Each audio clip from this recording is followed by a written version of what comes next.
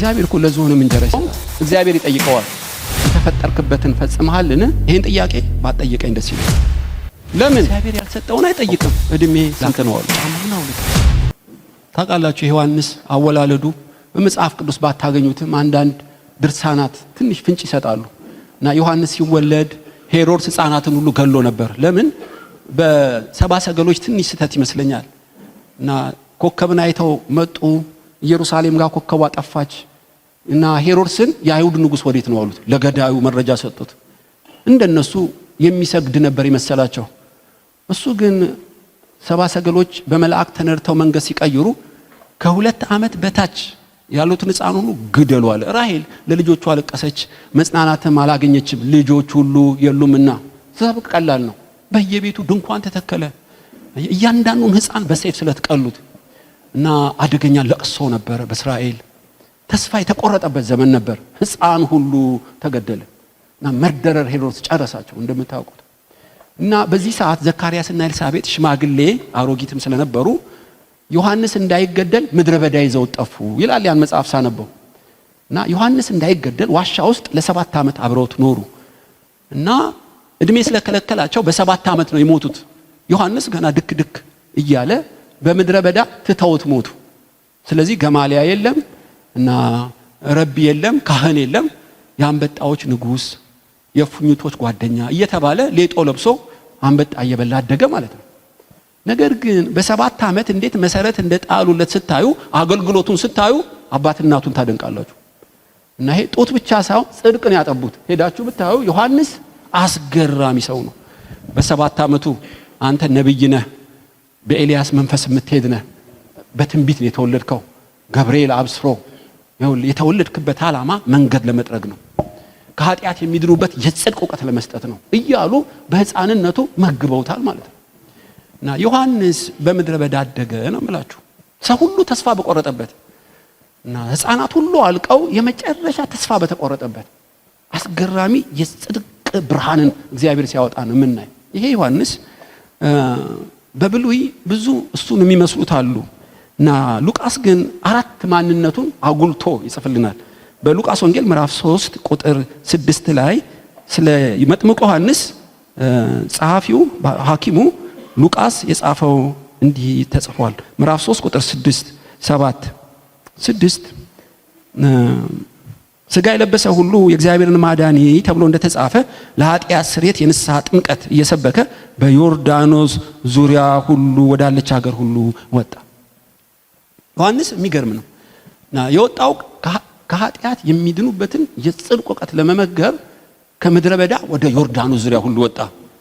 እንዲነድና እንዲያበራ የእግዚአብሔር መልእክተኛ እንዲሆን ያደረገው ምንድነው? ሉቃስ በግልጽ ይጽፍልን ተልእኮውን ሳይሆን ልዩ ተልእኮውን ያውቀዋል። የዮሐንስ ልዩ ተልእኮ ምንድነው? እንዳገኘው መዘመር አይደለም፣ ቅድም እንዳልኳችሁ እና እንደ ጳውሎስ ማስተማር አይደለም፣ ቤተክርስቲያን መትከልም አይደለም የሱ ስጦታ። እንደ ሉቃስ ታሪክ መጽሐፍም አይደለም።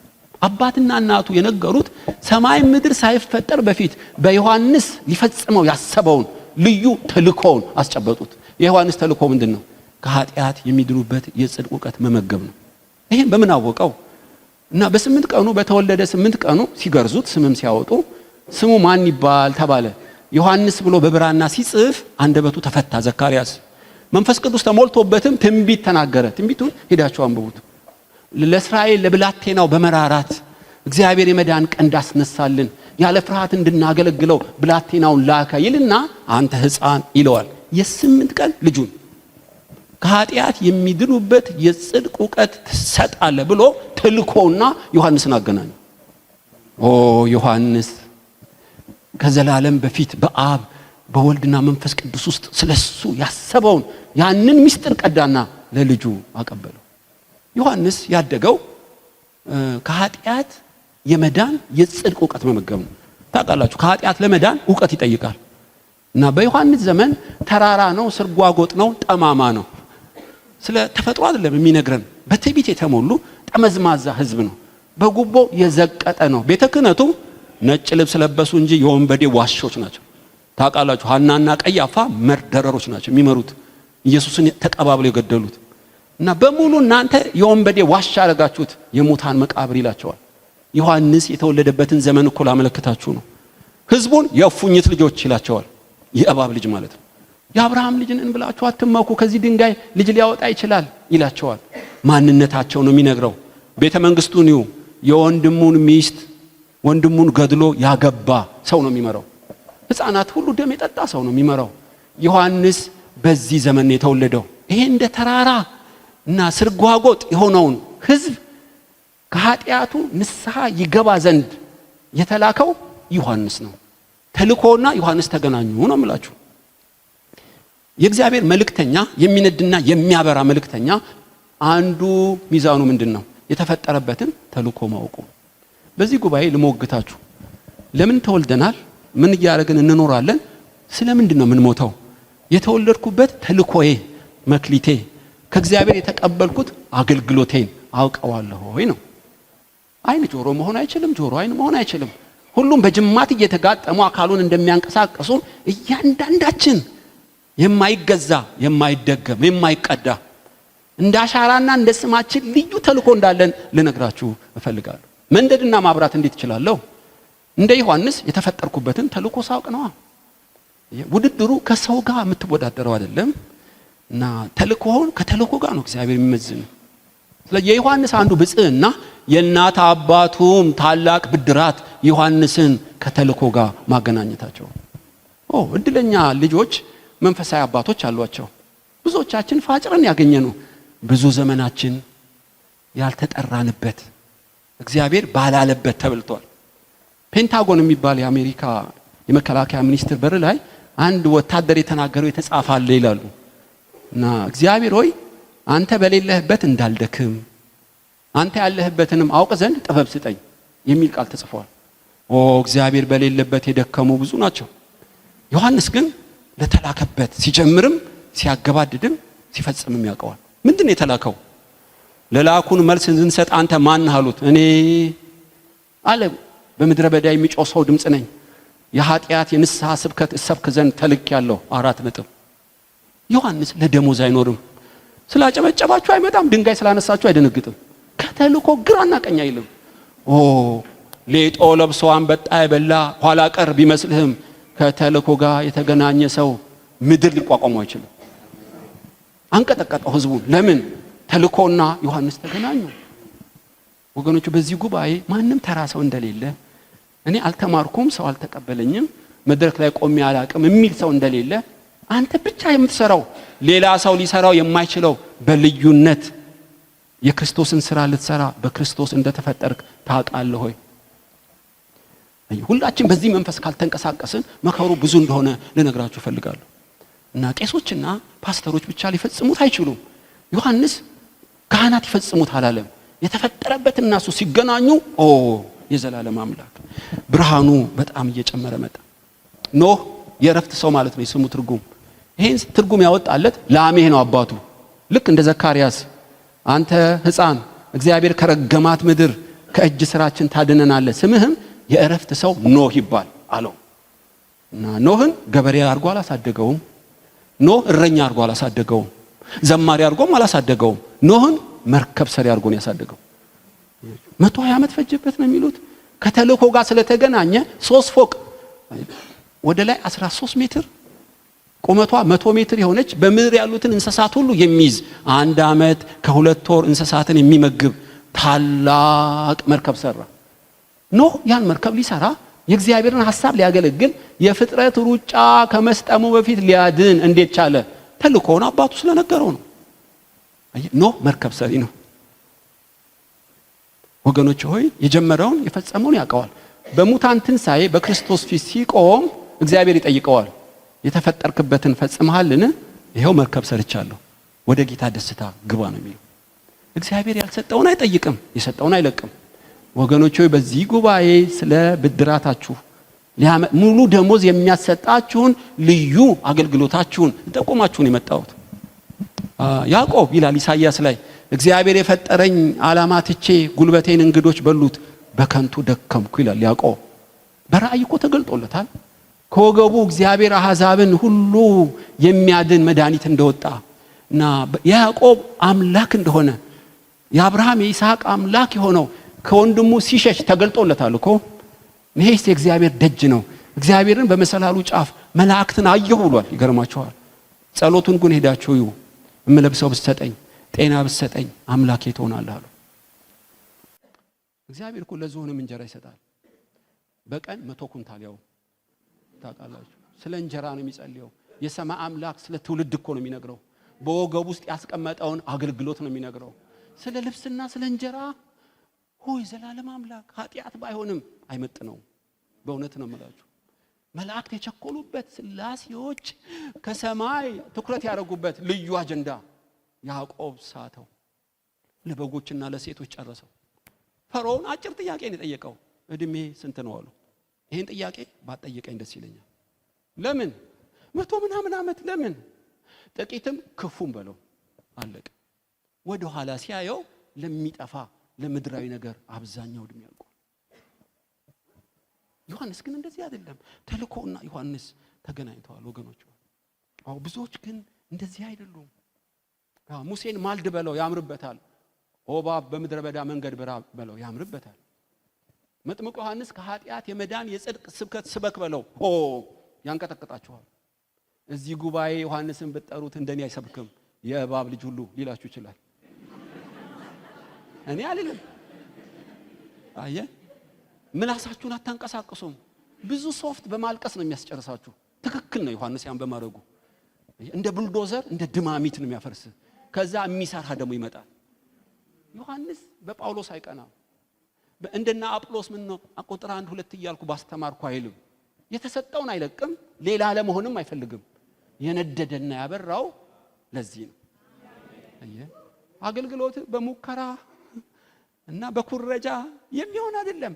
መለኮታዊ ነገር በስጦታ ነው። ብራዘር ከጌታ የተቀበልከው ሌሎች ሊሆኑት የማይችሉት ልዩ ስጦታ እንዳለ ታውቃለህ ሆይ።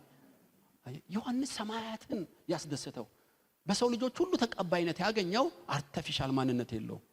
የተሰጠው ይሆናል። ልብሱ ልዩ፣ ምግቡ ልዩ፣ አገልግሎቱ ልዩ። አስገራሚ ሰው እና ይሄ ዮሐንስ ይላል።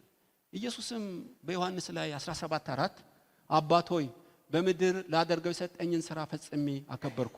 እግዚአብሔር የሚከብረው ልታደርገው የተሰጠህን አውቀ ስትፈጽመው ነው አይደለም? በምድር ልታደርገው እንደ ክርስቶስ የተሰጠ ሥራ ምንድን ነው? ለአግሪጳ እንደዚህ በሉልኝ ከጌታ የተቀበልከውን ትፈጽም ዘንድ ተጠቀቅ። ያልተቀበልከውን አይጠይቅህም። በተቀበልከው ከኖርክ ውበትህ እየጨመረ ይመጣል። ወገኖች ወይ እንደ እብድ ድርሻ ልንሆን የእግዚአብሔር ፈቃድ አይደለም። አስቴር በ127 ሀገር ላይ ንጉስን አገባሽ። ጸጉርሽ ርዝመቱ ቅርጽሽ ማማሩ በብዙ ሽቶና ከርቤ 6 ወር አይደለም ተዘጋጅተሽ ነው የመጣሽው። ከብዙ ሴቶች ሞገስ አገኝተሽ የወርቅ ዘንግ አነሳልሽ። ለምን ይመስልሻል? ለዚህ ጊዜ ነው። ሂጂና ንገሪው ለንጉሱ። አልጠራኝም እሞታለሁ አይደለም አስቴር። ይሄ ሁሉ ቅንብር፣ ይሄ ሁሉ ግርማ ሞገስ፣ ይሄ ሁሉ ተክለቁመና ለምን ይመስልሻል? እግዚአብሔር ለዚህ ጊዜ ስላዘጋጀሽ ነው። እምቢ ብቲ መዳን ከሌላ ስፍራ ይሆናል። እኔ እንዳንቺ አይደለም ተልኮዬ ወደ ንጉሱ ለመግባት። የኔ ተልኮ አይደለም። የኔ በደጅ ላይ ነው አገልግሎቴ። ያንቺ አገልግሎት ልነግርሽ ፈልጋለሁ። ዘካርያስ እንደነገረው መርዶኪዮስ ይነግራታል። አስቴር ባንነች። ለዚህ ነው የተፈጠርኩት። ለዚህ ነው ውበትና ደምግባቴ። ለዚህ ነው የንጉስን ማማለሌ። ለዚህ እኮ ነው በሞትም እሞታለሁ አለች። መጽሐፈ አስቴር የሚል የተጻፈላት ተልኳን ስላወቀች ነው። እቺ ሴት መርዶኪዮስን ይሄንን የጠረገላት። በዚህ ጉባኤ በእውነት እግዚአብሔር ያስቸኮለኝ ነገር አለ። በእውነት በዚህ ጉባኤ በከንቱ እንዳንኖር በዓላማ የፈጠረን እግዚአብሔር ክብሩን የሚገልጥበት ጉባኤ በዚህ ቤት አለ። ስለዚህ አረባም መስታወት ፊትሽን እያየሽ በማልቀስ ለምን ተፈጠርኩ በሚል የምታጉረመርም ይሁት አንቺ ውብና ድንቅ ነሽ። በኢትዮጵያ ውስጥ በመፈጠርሽ እግዚአብሔር ተሳስቶ አይደለም። ዳርቻሽንና የምትኖሪበትን ዘመን ቀምሮ ወደዚህ ያመጣሽ ታላቅ ስራ ባንቺ ለመስራት ነው። ለአንድ ሴት ትንቢታዊ መልእክት ነው። አለች አንድ ሴት ለምን ተፈጠርኩ የሚጠይቀኝ የለም። ሰላም እንኳን የሚለኝ የለም። እኔ አረባም አልጠቅምም። እያለች ማታ ስታጉረመርም ኖ ተሳስተሻል። እግዚአብሔር ውበትሽን ይገልጠዋል። ይኸው አንቺ ችግሩ ለምን እንደተፈጠርሽ በውስጥሽ ያለውን መክሊት ባለማወቅሽ ነው። ከመክሊትና ከተልኮሽ ጋር ከተገናኘሽ የክርስቶስ ውበት ባንቺ ይገለጣል። በእውነት መጥምቁ ዮሐንስ ልብሱ አይደለም ያደመቀው፣ ዲግሪው አይደለም ያደመቀው፣ ሀብቱ አይደለም ያደመቀው፣ ተልኮው። ተልኮ ውስጥ ከገባ ሁሉም ሰላምታ ይሰጣል። መጥምቁ ዮሐንስ ሊቋቋሙት አልቻሉ። ዳዊት ልበ እግዚአብሔር ታውቃላችሁ የተፈጠረው ለምንድን ነው? ለሙሴና ለኢያሱ የተነገረውን ትንቢታዊ ቃል ይፈጽም ዘንድ ነው። ምንድነው የዳዊት ትንቢት? ሳሙኤል የማይዋሸው ሳሙኤል ነግሮታል። የእስራኤልን ድንበር ለሙሴ የተናገረውን ታስጠብቅ ዘንድ ነው ከረኝነት የመጣው። ወንጭፍ ቢስት አይስትም። ዳዊት በጦርነት ተሸንፎ አያውቅም። አንድ ቀን ተሸንፎ አያውቅም። ቆረጣ ነው፣ ደፈጣ ነው። ጎልያድን አምጡለት ይዘርረዋል።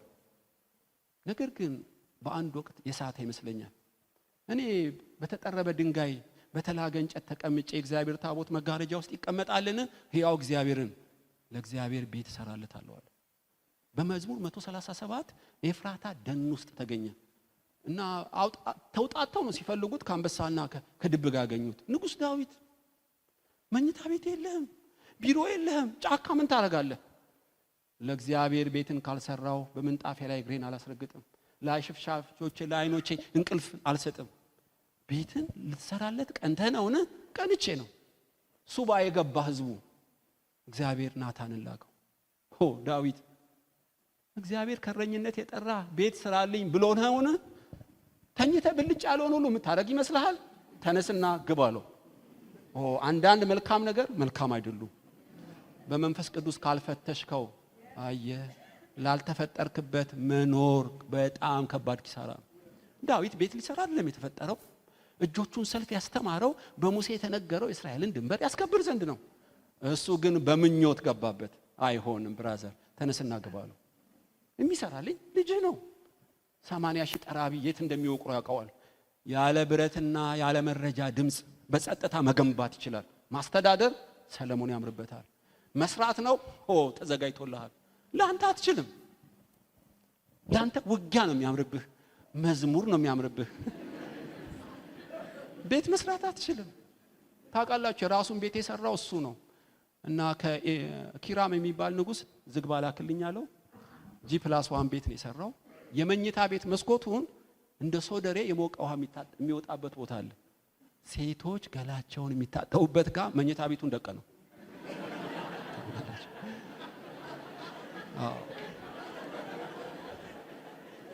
እና ተኛ ተነሳ መስኮቱን ሲከፍት ጨርሱት። በጣም ከባድ ነው። ሰለሞን ውጊያ ተዋጋ በሉት አይችልም። ሮባም ተነሳ አመለጠው፣ በከሌ ተነሳ አመለጠው። ዳዊትን በለው ጭጭ ነው የሚያደርግልህ። ያለ ስጦታ አይሆንም። አየህ ቅባትህን ለምን ትደብቀዋለህ? ለክርስቶስ ውብ የምንሆነው የተፈጠርንበትን ተልእኮ ስናቅ ነው። በዚህ ጉባኤ ለተሐድሶ የተዘጋጀ ሰው አይደለም፣ ለአገልግሎት የተዘጋጀ ሰው ማን ነው? የተፈጠረበትን ልዩ ተልእኮን ሲያቅ ነው። በምን አውቃለሁ? በጣም ቀላል ነው። የተቀበልከውን ስትሆነው በጣም ይቀልሃል። የማይቋረጥ ሸክም በውስጥ አለ። ፍሬ ታፈራበታለህ፣ ሰዎች ይመሰክሩልሃል። ፍሬ ካላፈራ የተሳሳተ ሰው ባትሆንም የተሳሳተ ቦታ አለ። መፈለግ ነው ቦታህን። በጥረት አይሆንም፣ በሞራልም አይሆንም። አየህ በስጦታ ነው እግዚአብሔር ነገር። የማይቋረጥ ሸክም። ስለኔ አባቴ ይመሰክራል፣ እናንተ ትመሰክራላችሁ፣ መጽሐፍ ይመሰክራል፣ የማደርገው ስራ ይመሰክራል አለ ጌታ። በቦታና በስፍራ ስትሆን እየደመክ ተፈጥሮ እየተገዛልህ ሰዎች እየተማረኩ ልብህ እየመሰከረልህ ነው የምትመጣው። ዮሐንስ በተልእኮ ውስጥ ነበር። የሚነድና የሚያበራ የሆነው ልዩ ተልእኮውን ስለሚያውቅ ነው። ተልእኮ ምንድነው? ከኃጢአት የሚድኑበት የጽድቅ ዕውቀት መስጠት ነው። የንስሐ ሰባኪ ነው። ሰዎች ወደ ንስሐ እንዲመጡ እንዲሰብክ ነው። ብሉይ የተነበየለት አባቱ ያረጋገጠለት ኢየሱስም ማህተም ያተመለት ተልእኮውን ስለኖረ ነው። ይሄ ብቻ አይደለም። ዮሐንስ ታውቃላችሁ፣ ዘካርያስ ሉቃስ ይጽፍልን የእግዚአብሔር ቃል ወደ ዘካርያስ ልጅ ወደ ዮሐንስ በምድረ በዳ መጣ። ምድረ በዳ ቃል እስኪመጣለት ተቀምጧል። ምድረ በዳ እኮ የሚንቀለቀል ነው፣ ሰው የሚኖርበት አይደለም። ዮሐንስ መንፈስ ቅዱስ ተሞልቷል። ምድረ በዳ የቆየው ያነሰው ትምህርት ስላለ አይደለም፣ የመለኮትን ጊዜ ሲጠብቅ ነው አይደለም። ተልኮ ማወቅ ብቻ ሳይሆን ጊዜን ማወቅ የመልእክተኛ ሁለተኛ ባህሪ። ዮሐንስ ጊዜውን ያውቃል። እና በዛ ምድረ በዳ ምን ታደርጋለህ? የዘካርያስ የኤልሳቤጥ ልጅ ከሆንክ መልእክተኛ ነህ፣ የኤልያስ መንፈስ አለብህ ከተባልክ ብትለው ብራዘር በጊዜ ነው የምወጣው። እግዚአብሔርን አልቀድምም አልዘገይም። በጊዜው ስለወጣ ነው ውበቱ የጨመረው። ትዝ ይላችኋል ሙሴ 400 ዓመት በግብጽ ይገዛሉ ብሎት ነበር ለአብርሃም። ግን 40 ዓመት ቀድሞ አንዱን ግብጻዊ አንቆ ገደለው። አይሆንም፣ በጡንቻ አይሆንም። ፈርዖን አሳደደው፣ እረኛ ሆነ። በጎች እየጠበቀ ሚስት አግብቶ ልጅ ቢወልድም ነገር ግን እስራኤልን ለማዳን ከ40 ዓመት በፊት ቀደመ። ትዝ ይላችኋል ቁጥቋጦ ሲቀጣጠል ራእዩን ለማየት ሄደ። ሙሴ እኔ አባቶቼ የአብርሃም የይስሐቅ ያዕቆብ አምላክ ነኝ፣ ጫማህን አውልቅ፣ አቴንሽን ስጠኝ ነው። ከሰማይ የሕዝቤን ጩኸት ሰማው፣ ላድናቸው ወረድኩ። እስካሁን የት ነበርክ እግዚአብሔር ሆይ? ሙሴ ውረድ ስትለኝ እኮ መወርድ፣ ውጣ ስትለኝ መውጣ አምላክ አይደለሁም። ለአባት ለአብርሃም ከ400 ዓመት በኋላ እወርዳለሁ ብየዋለሁ። ሚስጥሩን አልደበኩም። ከ40 ዓመት በፊት ለማዳን ሙከራ ያደረኩት ከጊዜ ውጪ ነው። ከጊዜ ውጪ ነው። ይኸውልህ አሁን ሰዓቱ ሞላሉ። እናስ ሕዝቤን ከፈርዖን እጅ አድን። ከፈርዖን እጅ ስንት ሺህ ሰረገላ ጦር ያለው ሰራዊት እኮ ነው። በዱላ ነው ማድነው። በዚች ዱላ አትበላት፣ የጊዜው በትር በላት። በቃ ኤርትራ ባህር ሰላምታ ነው የሚሰጣት። አለቀ። በዚች በትር ላይ ማንም ሊቋቋም አይችልም። ፈርዖንን ታንቀጠቅጣለች፣ ጠንቋዎችን ታንቀጠቅጣለች፣ አለቱ ውሃ ያወጣላታል። ለምን ቀባሃት እንደዚህ? የጊዜው በትር ነች። ሙሴ ስለ ጊዜ ልንገር፣ ከጊዜ ያለ ጊዜ አይሆንም። አንተ ነብይ ነህ፣ ራስን ግለጥ። ለእናንተ ጊዜ ሁሉ ምቹ ነው፣ ለኔ ግን ጊዜ ገና ነው። ልጄ ሆይ ወይን ጠጅ እኮ አለቀባቸው። እናቴ ሆይ ጊዜ ገና ነው። ኦ አባቶይ ሰዓቱ ደርሷልና ልጅህን አክብረኝ። በኢትዮጵያ ውስጥ በአፍሪካ ቀንድ ታላቅ ሪቫይቫል ሊሆን ሰዓቱ ደረሰ። በእውነት እኔ ስላልኩ አይደለም፣ በእውነት በውስጤ መንፈስ ቅዱስ ሽውታ ይሰማኝ። ብዙ ነቢያቶችም ያረጋግጣሉ። ድንገት መንፈስ ቅዱስ በኢትዮጵያ ላይ ይነፍሳል። ሰዓቱ ደርሷል። በእውነት ይኸውልህ አሁን ከጊዜ አንጻር ነው እግዚአብሔር ታሪክን። ጊዜ እንደ ሰዓት ክብ አይደለም። እንደምታዩት በየዘመናቱ እግዚአብሔር ፕሮግራም አለው። ጠቢብ ሰው መቼ ምን ማድረግ እንዲገባው ዘመንን ያውቃል። ሰነፎች ስለ ጊዜ ዕውቀት ያላቸው። ዳንኤልም የ70 ዓመት ምርኮ እንደተፈጸመ ባየ ጊዜ ለራሱና ለሕዝቡ ይጾምና ይጸልይ ዘንድ ጀመረ። ገብርኤልም ከሰማይ እየበረረ መጣ። የተወደድክ ዳንኤል ሆይ አላለውም፣ እጅግ የተወደድክ ዳንኤል ሆይ። ጸሎት አረገ። ስለ ጾምክ አይደለም፣ ስለ ጸለይክ አይደለም፣ የጊዜው ጸሎት ነው። ይኸው 69ኛው ዓመት ብትጸልይም ብትጾምም ቢሰማህም አይመልስልህም። ጸሎትህና ትንቢታዊ ቃሉ ተጋጠመ። ይኸውልህ በጣም አስገራሚ ሰው ዳንኤል የጊዜን ምስጢር ያውቃል ማለት ነው። ኢየሩሳሌም የመጎብኘትሽን ጊዜ አላወቅሽም ብሎ አለቀሰላት። ዘመን አለማወቅ አምላክ አስለቅሷል። ወገኖቼ በዚህ ሰዓት እለምናችኋለሁ፣ መንፈስ ቅዱስ ታላቅ ነገር በአዲስ አበባ ሊያደርግ ጊዜው ደረሰ። እኔ ተዘጋጅቻለሁ። ዮሐንስ አለው፣ ፊሽካ ነፋለት። ዮሐንስ ጀምራለሁ። ከምድረ በዳ ማርሽ ቀየረ። ዮሐንስ አልቀደመው፣ አልዘገየም። ዮሐንስ ይመስላችኋል እንጂ የጊዜው ዮሐንስ ነው። በጊዜ ውስጥ የእግዚአብሔር ሥራ በጣም ታላቅ ነው። እኔ ስለ ምጽአት እኮ አይደለም እላችሁ፣ ነገር ግን መለኮታዊ ቀጠሮ ለአገሮች ለግለሰቦች ቀጥሯል እግዚአብሔር። የጊዜን ምስጢር እንድናውቅ የልቦናችን አይኖች ይክፈት። ዝም ብሎ የሚመሽ የሚነጋ አይደለም። በዘመናት በወራት በቀናት በሰዓታት ውስጥ ምስጢር አለ። ጌታ ኢየሱስ ታውቃላችሁ፣ በዚህ በ12 ዓመቱ እኮ አንቀጥቅጧቸዋል። ሲናገርና ሲጠይቅ ሲመልስም ተገረሙ ሊቀ ካህናቱ። ነገር ግን አልተገለጠም። ለምን? ጊዜው ገና ነው። ዕውቀት አንሶት ነው። አምላክ እኮ ነው። በ30 ዓመቱ ሲጠመቅ ሰማይ ተከፈተ። ኢየሱስም በይፋ ማገልገል ጀመረ። በ3 ዓመት ተኩል ገለበጠው። አባቶች ሰዓቱ ደርሷል ይላል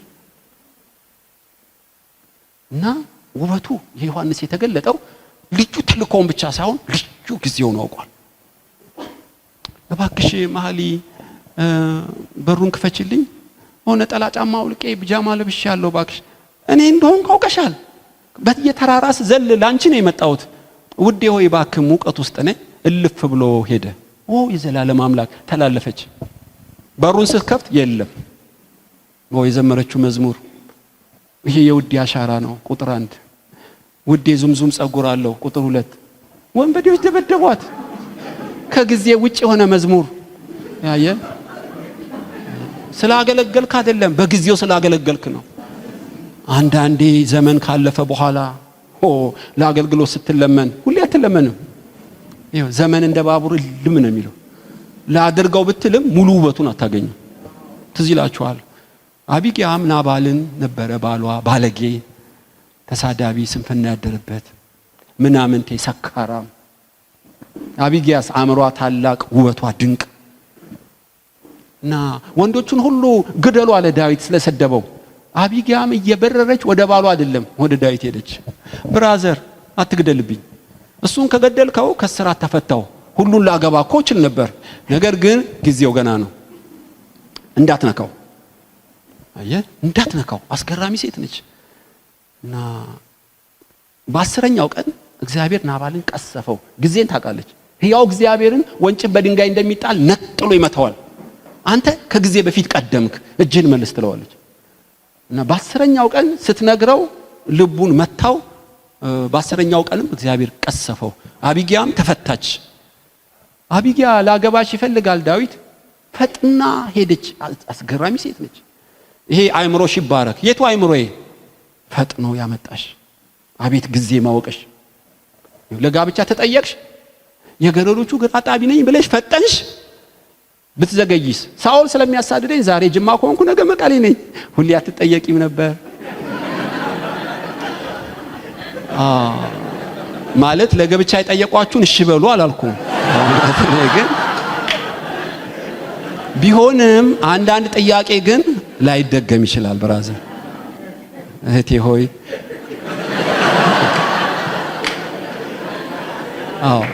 ቴክስት ከላከልሽ መርምሪው ቴክስት ላኪለት መርምሪው ቶሎሽም እምቢም ባትይም ግን አንዳንድ ጊዜ ላይደገሙ ይችላሉ ስለ ዮሐንስስ ከምድረ በዳ የእግዚአብሔር ቃል መጣለት ውበት ጊዜን የሚያውቅ ዮሐንስ ሶስተኛ ዮሐንስ ስፍራውን ያውቃል ዮሐንስም ወደ ዮርዳኖስ ማዶ ወጣ ሮም ሄዳ ይላችሁ በዓለም ሁሉ ወንጌል እንድንሰብክ እግዚአብሔር ፈቃድ ቢሆንም ስፍራና ዳርቻ የሚመድብልህ የእግዚአብሔር ልጅ ኢየሱስ ነው አንዳንዴ ብር ብለን ስፍራችንን ያለ ምሪት እንለቃለን ስለዚህ ስኬት የሚያንስህ አንዳንዴ ያለ ምሪት ስፍራን ስለቀየርክ ሊሆን ይችላል በሁሉ ቦታ ስኬት የለም ይኸውልህ አንዳንዴ ስራውን እስኪጨርስ ድረስ ስጋህን በጥርስ ነክሰህ ባይመችም እግዚአብሔር ይመቸው ስፍራውን የሚለቅሰው ከጎጆ እንደሚርቅ ወፍ ነው ይላል እና በዓላማ በአንድ ቦታ ሲያስቀምጥህ ከመንፈስ ቅዱስ ጋር መናበብ ጥሩ ነው ዮሐንስ በዮርዳኖስ ዙሪያ ሄደ ለምን ሄደ ውሃላ ለማጥመቅ ነው የተላከው የሄደውም በወንዞች በባህር ስር ነው ዮሐንስ መቄዶንያ አልሄደም ሮም አልሄደም እንዲያውም ከዚህ ከገሊላ ውጪ ያገለገለበት ስፍራ የለም ሮም ቢሄድስ ግሪክ ቢሄድስ የፉኝት ልጆች ቢላቸው ዲሞክራሲያዊ መብት ነካ ይሉታል አይሆንም ዮሐንስ የሚያምርበት በእስራኤል ውስጥ ነው አንዳንዴ ወገኖች ሆይ ምንም ድሆች ብንሆንም ነገር ግን እግዚአብሔር ዓላማ አለውና ያለ ምሪት አገርን መልቀቅ ስፍራን መልቀቅ ብዙዎች ከስራው ይቻሉ አንቺ እዚህ ሀገር ምን አመጣሽ ጸጋሽ እኮ በጉጉት ምን ጠብቀው ነበር ቄስ ይሄን ጥያቄ አታንሳብኝ ያሉኝ ብዙ ናቸው ይኸውልህ ተውሲለኝ ያለ ምሪት ሳልሰማ መጥቼ ረግረጉስ ገባው ይኸውልህ ጌታን አልካድኩም እንደቀደመው መሆን አቃተኝ ለምን አቃተሽ ያለ ምሪት ስፍራዬን ቀይሬ እኮ ነው አልጠጣም አላመነዝርም ነገር ግን ስፍራዬን ለቀቅኩ ለራሴ ለካ አልኖርም እሱ በሚያኖረኝ ቦታ እኖራለሁ ኢየሱስም በ9 ወሩ ወደ ኤፍራታ ሄደ ለምን ሄደ መወለጃ ስላጣ አይደለም አንቺ ኤፍራታ ቤተልሔም ህዝቤን የሚጠብቅ መስፍን ካንቺ ይወለዳል ስለተባለ ነው ወደ ግብጽ ይጃላት ለምን ልጄን ከግብጽ ጠራውት የተባለው ይፈጸም ዘንድ ነው ናዝሬት ኖረ ለምን ናዝራዊ ይባላል የተባለው ይፈጸም ዘንድ ነው ሄሮድስ ሊገል ነው ከኢየሩሳሌም ጥፋ ለዛ ቀበሮ እንዲበለው አየ የሰው ልጅ በኢየሩሳሌም ሊሰቀል ይገባዋል። የተወለደው ያደገው የሞተው በመረጠው አይደለም በተጻፈው ነው። ለዚህ ጨካኝ ናችሁ እንደ ዮሐንስ? በምድረ በዳ እሳት ውስጥ ተቀመጣለው ቁጭ። ዮሐንስ ወደ ዮርዳኖስ ሂዳለው ማርሽ ቀይሮልም። ማንም ለራሱ ሊኖር አይችልማ። ጆሮ እንደተበሳ ለክርስቶስ እኖራለሁ ካልክ በደሞዝ ሳይሆን በተልኮ ትኖራለህ። ዮሐንስ ልብሱ ተልኮ ነው። ሁን ባለው ቦታ ይቀመጣል። አንዳንዴ ስኬት የምናጣው ከመንፈስ ቅዱስ ጋር ስለ ስፍራችን ስለማንናበብ ነው። ትዝ ይላችኋል ጳውሎስ ወንጌል ሊሰብክ ነው ሄደው፣ ሊነግድ አይደለም። መንፈስ ቅዱስ በመንገዱ ላይ ቆመበት። የክርስቶስ መንፈስ ከለከለው። 5 ከተሞች ላይ ብዙ አመት ነው ኢንቨስት ያደረገው። ወደ መቄዶንያና አርዳን የሚል ራእይ ሲያይ በፍጥነት ወደ መቄዶንያ ሄደ። ከሲላስ ጋር ሄደ። ማንም ሊቋቋመው አልቻለም። ከገረዱ አጋንንት ወጣ። እስር ቤቱ ይንቀጠቀጣል፣ ምድር ይንቀጠቀጣል። ሊዲያ ጌታን ታምናለች። ኢሮፕን አነቃነቃት። ለምን? ያው ጳውሎስ ነው እኮ።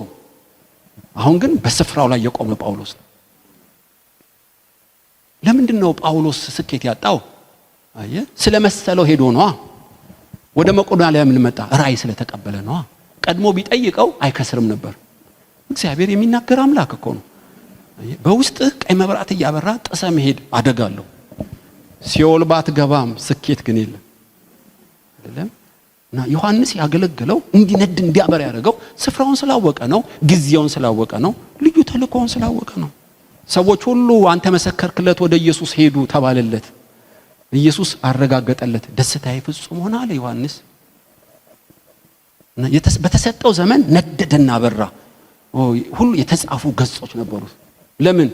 ጊዜውን ያውቃል ዮሐንስ፣ ስፍራውን ያውቃል፣ ተልእኮውን ያውቃል።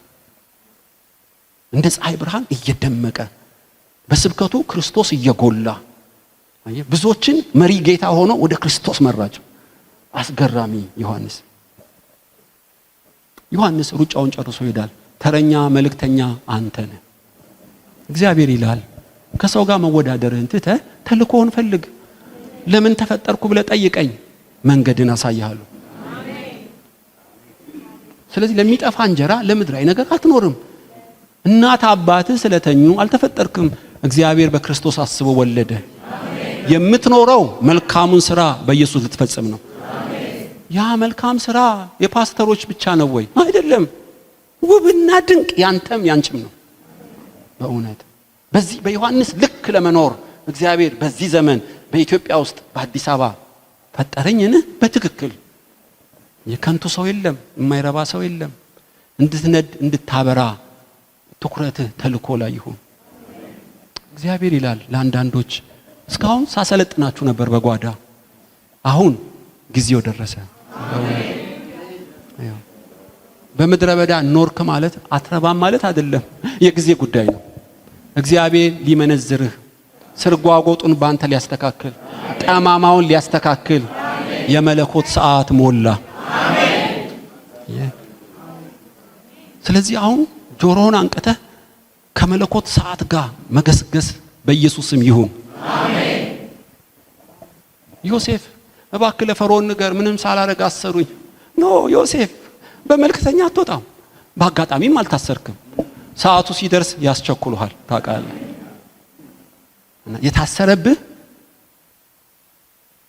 ለሚገለጠው ክብር እንዲያዘጋጅ ነው። ምድረ በዳ በሰዓት ያቃጥልህ አይደለም። ሰዓቱ ሲደርስ ትፈታለህ።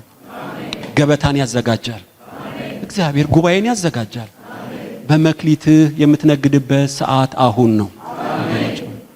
ስለ ስፍራ ወገኖች ሆይ የዘላለም አምላክን ጠይቀው። በጆሮ ድምጽን ትሰማለህ። የሚያምርብኝ ቦታ የት ነው? ቸርች ቀይሩ ማለት አይደለም። በእውነት ምድብ መለኮታዊ ቦታ። አቤት ወገን፣ እኔ አሁን ያለሁበት ቦታ 100% እርግጠኛ ነኝ ከመለኮት ጋር ተናብቤ ነው። ስለተጠራው አልመጣሁም፣ ስለተፈለኩም አልሄድኩም። የዘላለም አምላክ የት ትፈልገኛለህ? አይደለም ባስቀመጥከኝ ቦታ የስብከቴ ትኩረት ምን ሊሆን ይገባል? የጊዜው የመለኮት ፕሮግራም ምንድነው? ተናብቤያለሁ። አሁን በጣም ደስተኛ ነኝ። እግዚአብሔር ልቦናችሁን ይክፈት። እንጸልያለን።